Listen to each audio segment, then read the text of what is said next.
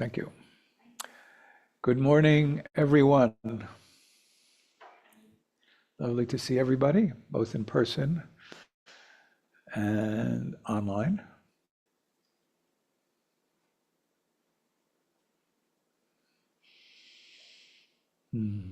It's Sunday, April 7th. We are broadcasting from Houston, Texas, Dawn Mountain. I am Harvey Aronson, Lama Namgyal Dorje, one of the resident teachers here at Dawn Mountain. So it's our Sunday morning meditation. I just gave a little talk on pleasurable interest that I would recommend to you if you have interest in meditation.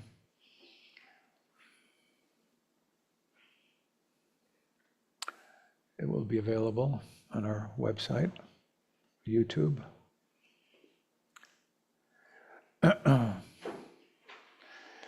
So in our Sunday morning meditations, we do two different meditations. Why do we do these meditations? For one, we're cultivating attention.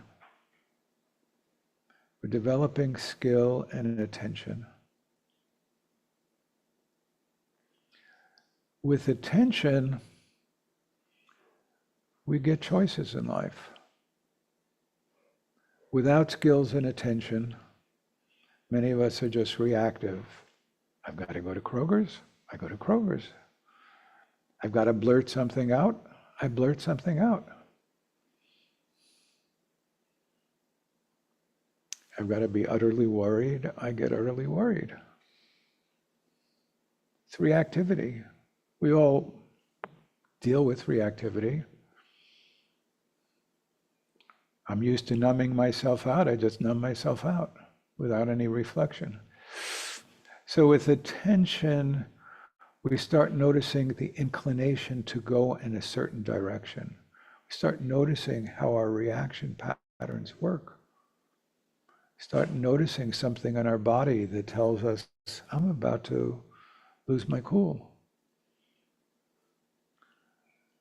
I'm feeling this need to go shopping. I feel it in my mind, but I feel it in my body. I experience it. Maybe I don't have to go shopping right now. So there's mindfulness of what's arising, and then there's discrimination, which allows us to make some choices.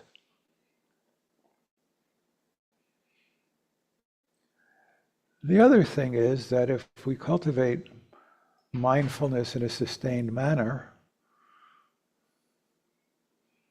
one of the things that I talked about this morning is we start developing pleasurable interest. And actually, we may feel some joy. It may not occur immediately, because typically the beginning could be days, months, or years. We get overwhelmed with distraction. One of the things that's interesting is in Tibetan Buddhism, we talk a lot about the actual session and the after effects. Even if you're very distracted during a meditative session, check in with yourself immediately afterwards. How are you feeling? Part of what occurs during the course of meditation is we become more mindful of our distractions. So, I don't know what metaphor to use exactly here, but let's say our distractions are at 45 miles per hour. You start quieting down and you start becoming more sensitive, and you start becoming more aware. Even though they're at 45 miles per hour, they feel like they're at 60 miles an hour because you're more sensitive, you're more aware. As you're cultivating mindfulness, you become more sensitive to what's going on inside of you. So it's actually very, very common for people who start meditating to think, I got worse. There's more of this BS going on than I started with. It's not more, it's just like all of a sudden, you're aware. You know, it'd be as if you were somehow in a really, really silent room, and I grew up in New York, and you went into the subway or something, and all of a sudden you realized how loud and noisy and like amazingly overwhelming the subway sound is. But if you're used to it every day you go to work, you commute on the subway, you don't even hear it. But if you'd been in a quiet room and you went to the subway, it was like, this is deafening. How do you people do it? It's a good question. So part of what happens with meditation is we want to notice after we've sat, even if it feels like it's noisier than usual when we're sitting, then when we come out, we might feel, oh, my mind feels a little bit calmer, more spacious, or I'm a little bit slower to react. Maybe my body feels a little bit more at ease. We do that by focusing on the breath, whether at the nostrils, chest, the belly, 3 or 4 finger widths below the navel, 3 or 4 finger widths within. Some people like to watch the moving of the breath. You can do that, but you can also just do it at a single point. What does the breath feel like? 3 or 4 finger widths below my navel. The process of breathing. What does the process of breathing feel like? Or just very gently. We place our attention and we settle into it. If we have our attention, we just settle into it to the point where we lose even a sense of observer. We're just in the experience. The other thing we do is a practice given to us by our Tibetan teacher, Adzom Pelo Rinpoche. It's a sacred syllable. It's a syllable hung, which we recite twice. Hung, hung. And everybody does it at their own pace. We're focusing our mind, our breath, our ears on just the sounding of hung. And we see how that affects us. So we'll start. We start with a meditative posture. We sense what we're sitting on. We have 3 pillars of support. First pillar is just bringing ourselves into the immediacy of the present by sensing.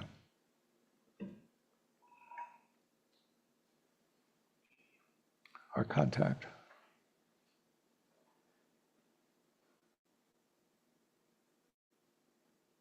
Just very, very gently sense our contact.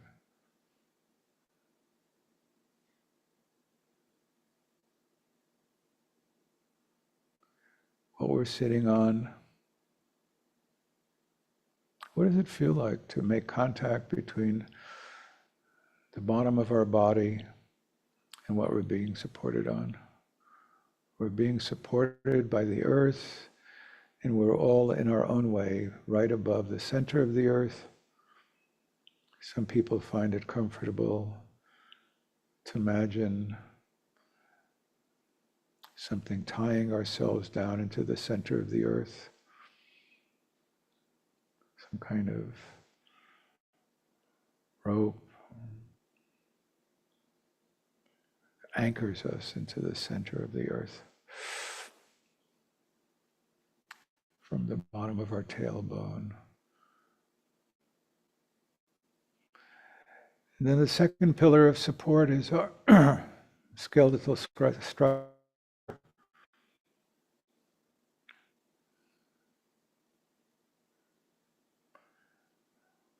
We don't have to work hard.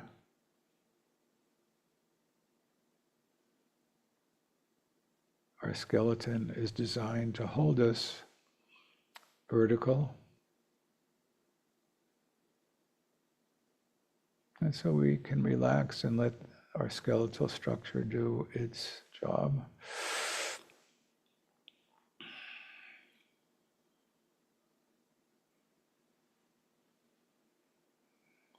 And the third pillar of support is an energetic channel that runs in front of our spine that's described in the tradition as being a source of support.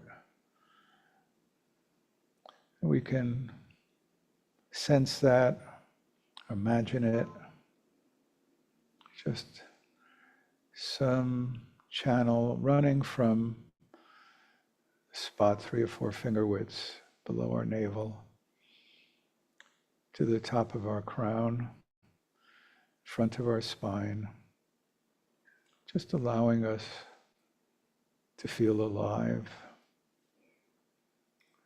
and supported, vertical.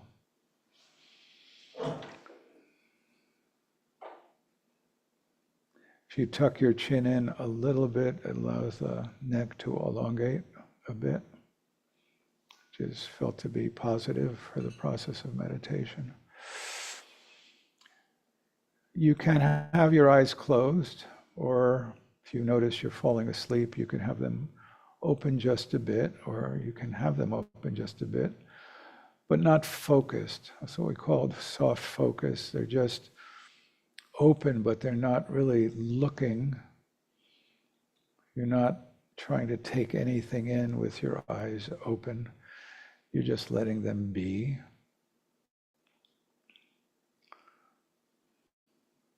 Or closed. And let your body be relaxed. And then find a place where it's comfortable for you to pay attention to your breathing.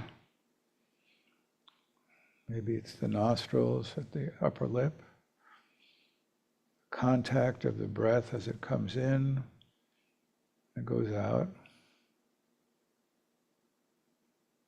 or in your chest, or all the way down in the belly. What does the process of breathing feel like down in the belly? There are a lot of different moving pieces. We try to focus 3 or 4 finger widths below the navel, 3 or 4 finger widths from the skin. It's a spot that's common for focus in many, many traditions.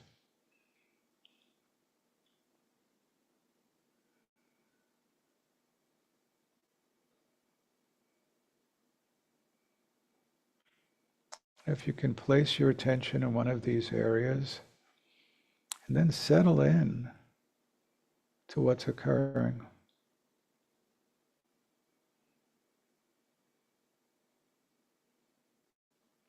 And if the mind is in a kind of ordinary, low level of distraction and there's thoughts coming and going, but you're really able to focus, let the thoughts come and go. If you get completely wrapped up in a train of thought and get lost, when you recognize that you've been lost, you may just label it internally very gently, distraction, distraction, and bring your attention back to your point of focus. You don't beat yourself up, you don't criticize yourself. Don't get overly elated if you're actually finding you can place your attention. You want to have an even attitude towards the whole process.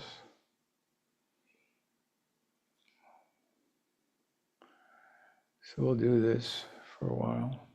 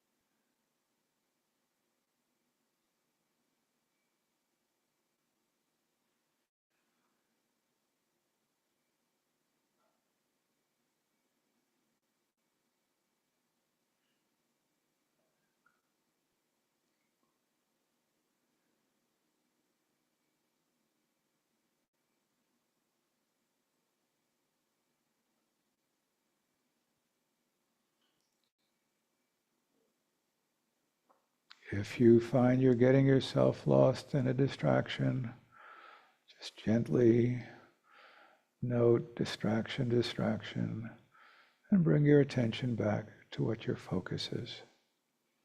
Your nostrils or in your chest, or to point 3 to 4 finger widths below your navel, 3 to 4 finger widths from the skin. Be kind, and placing your attention on the process and then settling in if you can. Not so much noticing, but actually experiencing fully. Experiencing what it's like to be involved in the process of breath.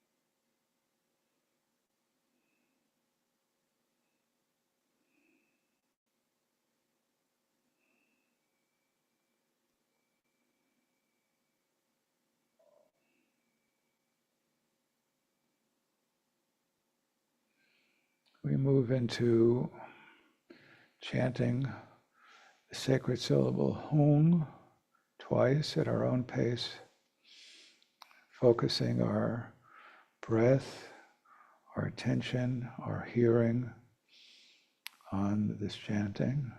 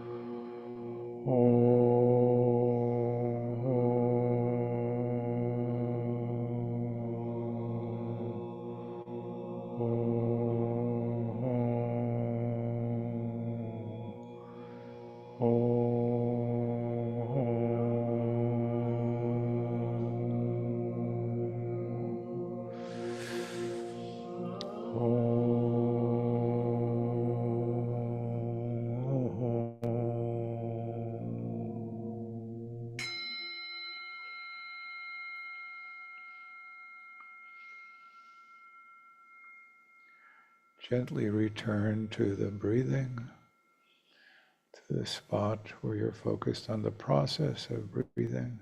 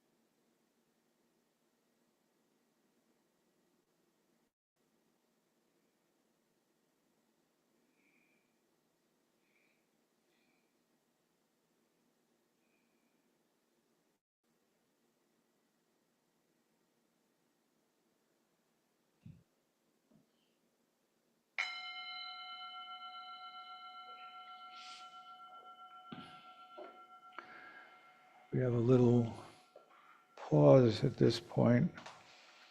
So we have a book for names. We like to dedicate the merit, the benefit, the virtue of our meditation in the morning to those who may need some assistance, those who are ill, those who have passed, difficult situations in the world. So if you have someone that you would care to bring to mind and put in the book, please do so. And we'll read the names at the end. We also do a little reading. We're reading from Pema Chodron, Comfortable with Uncertainty.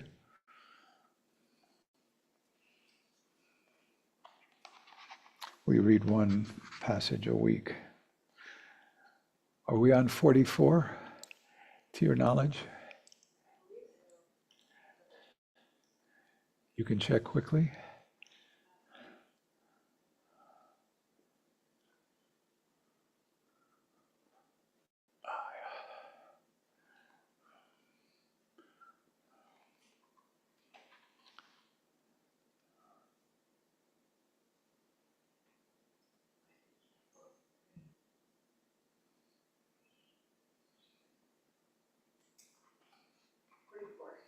Yep.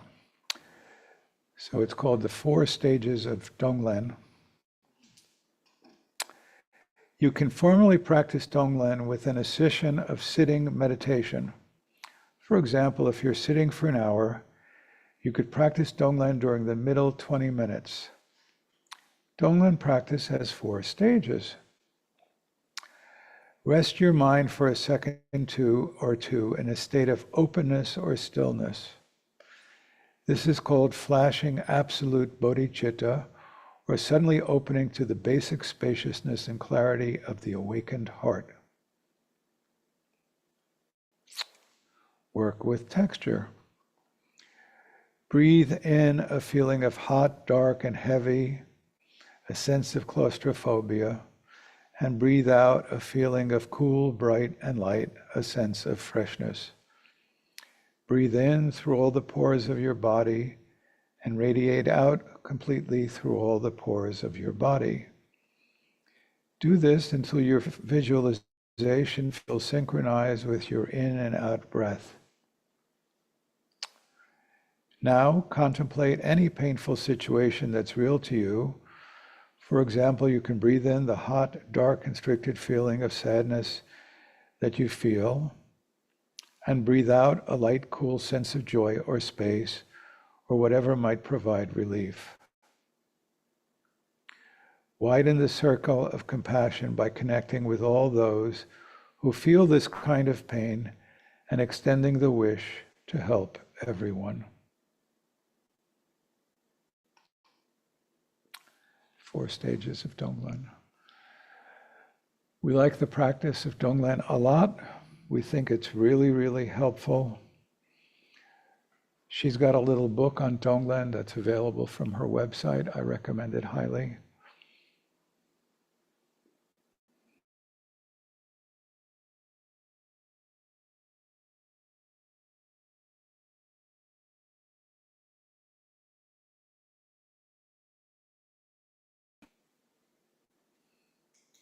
Start with just noticing, imagining sort of tightness, difficulty in breath, relaxation on the out breath.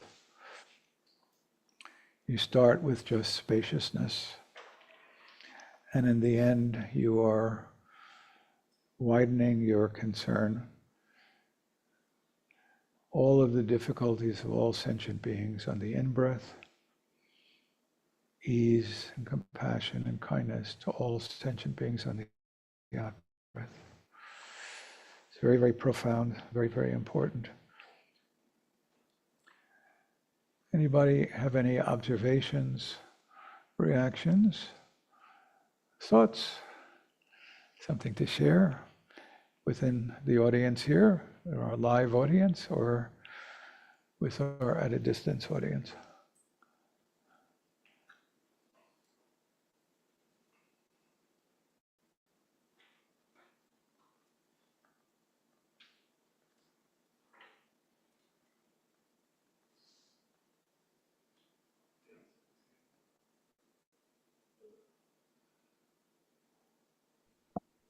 Harvey, I have a question Good. relating to your earlier teaching.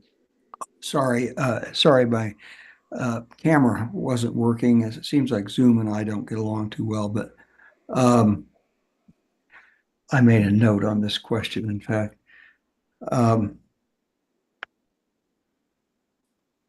You talked about during meditation having pleasurable interest or noticing or noticing. What's the line? Where's the line on that and thinking and thoughts? What do you mean? What's the line? Well, I mean, are you following your interest? Are you following your pleasurable interest and you're noticing? And then is that a thought that shouldn't be followed or should be let go of? Does that make sense? Yes, so thoughts in general are cognitive constructs. So to go with one thing you said, it's not you don't follow an interest, first of all. It's not like, oh, I'm interested in golf. Let me think about the course in Monterey and I'll imagine that. You're not doing that at all.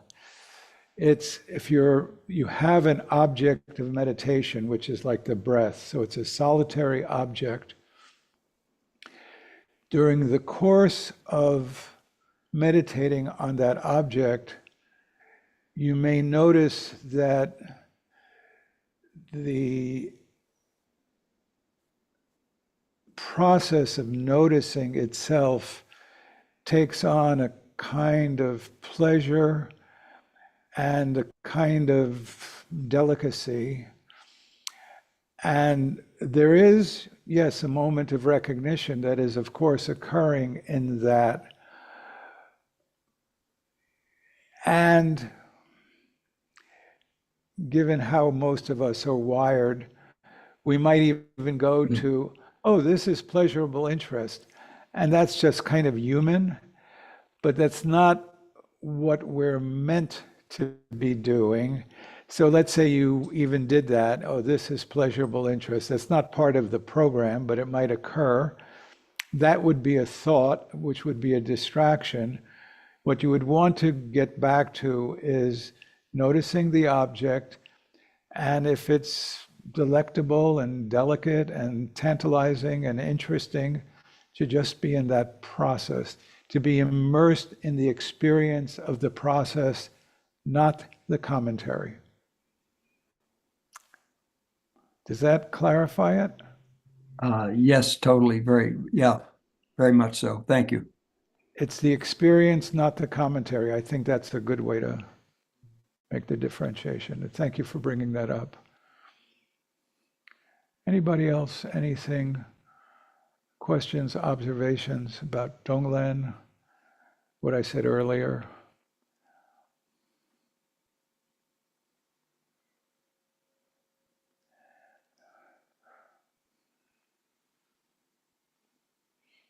Yes.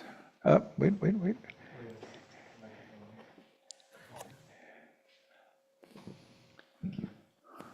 One thing I notice with Tongren that I really appreciate is it seems to help cultivate a sense of courage and stability.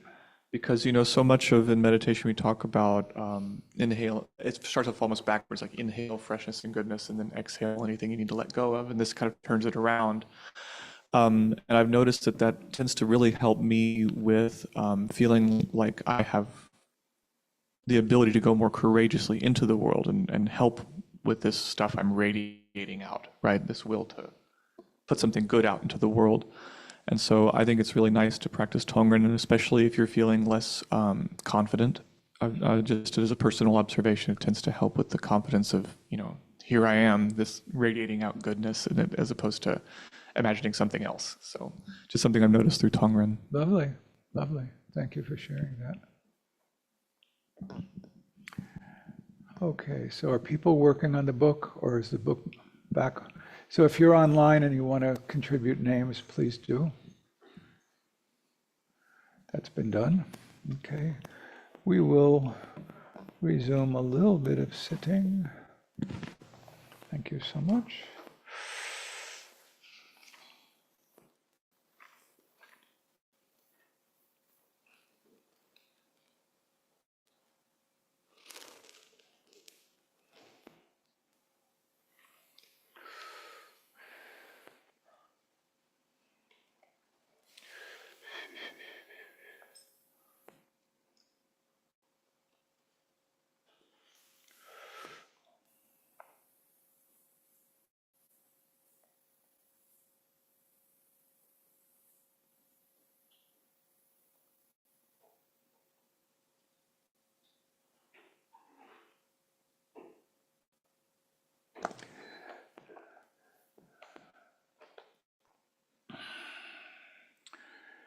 So we'll return to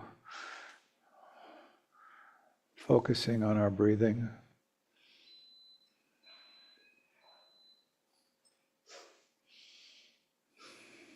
A spot where you can notice the process and immerse yourself in the process of the breath.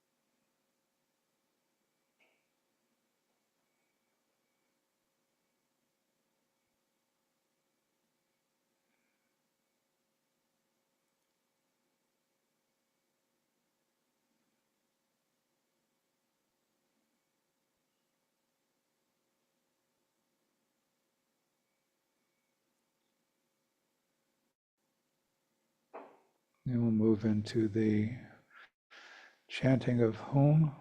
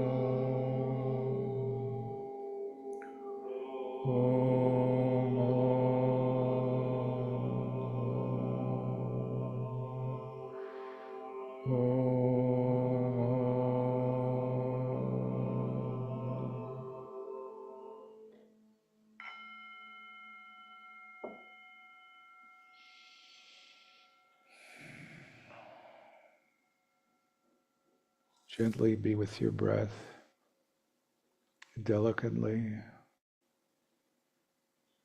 rest in the process of breathing.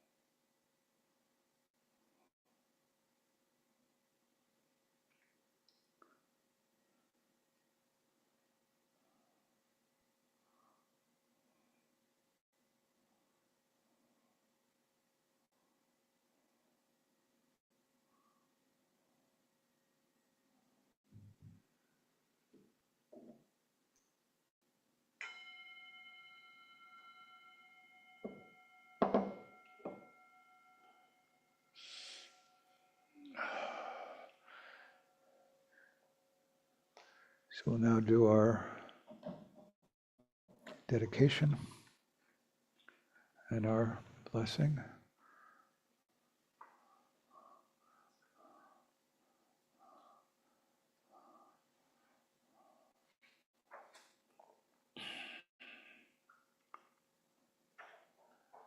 By this good may I swiftly once become a great guru, lead all beings, everyone, to reach to that very ground.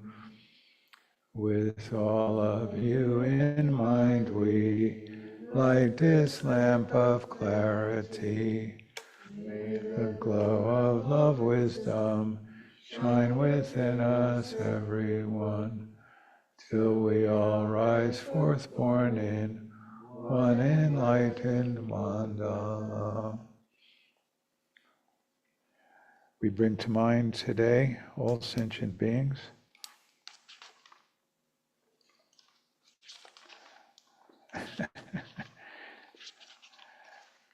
What happened here?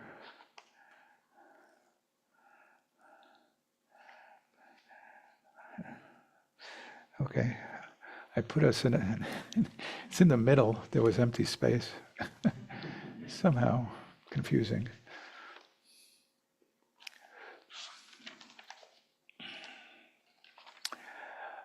We call to mind and dedicate our merit today to Alberto, Ed, Marisol, Buddy, Bobby and Melissa, family, friends, and the world, Karen and Susan, Helen, Stephanie, Randy, Kay, Cutler, Woodfin, Christy, Woodfin, Toby and Jerry Edgington, Zoya Malik, Sylvia Rolando, Nathaniel, Emma, Leah, Denny, Julia and Shiloh, Galena, Marie and family, Remy the cat, all suffering animals, Sam, Rosa, Anita, Suhani, Seth and Naya, Les's grandson and family, Josette, Doris, Marla, Karen, Toby, Sharon, Ann, Sarah, Mel, Nancy, Nam, Wells, Westlake, Stephanie Cleary, and Michelle Hunter.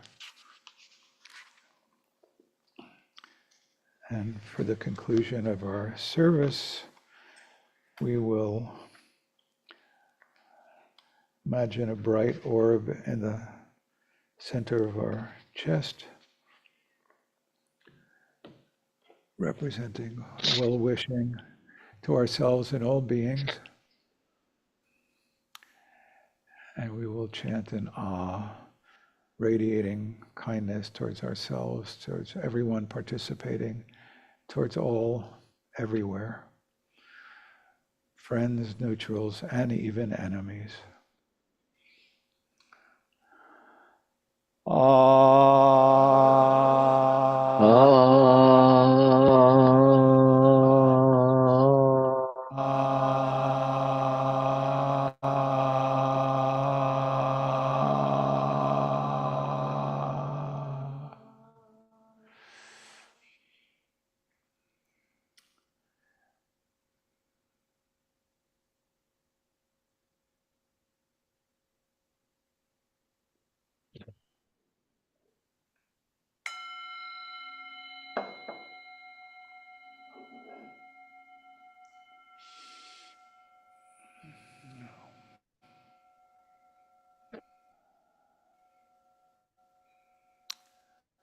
Next Saturday, April 13th, we have a teaching by Lama Tenzin Sampel related to Dzogchen, and it's really open to everyone. If you're interested in Dzogchen, you're welcome to attend.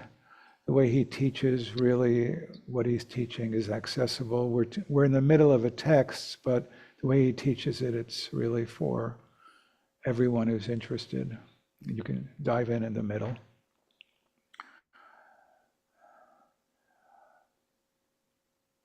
We have our Dzogchen retreats in May, beginning when? May 13th. May 13th. May 13th, we have a 6-day introduction to Dzogchen based on the book that Anne has published, Being a Buddha and a Human Too. Maybe I may have that backwards. Being a human and a Buddha too. And that's followed by a 5-day retreat on the fierce and calm deities. It's a particular practice that we associate with when people pass. We do it to alert individuals as to what they may encounter in the intermediate space between birth and rebirth. On May 5th, we have scheduled a welcome event at 12:45. Please register for that if you're interested. Anyone you know who may be interested in learning more about Dawn Mountain, that's May 5th. And our first and third Tuesdays continue. We'll be talking about, on the third Tuesday of April, anger, one of everybody's favorite topics, anger and Buddhism. And very, very important.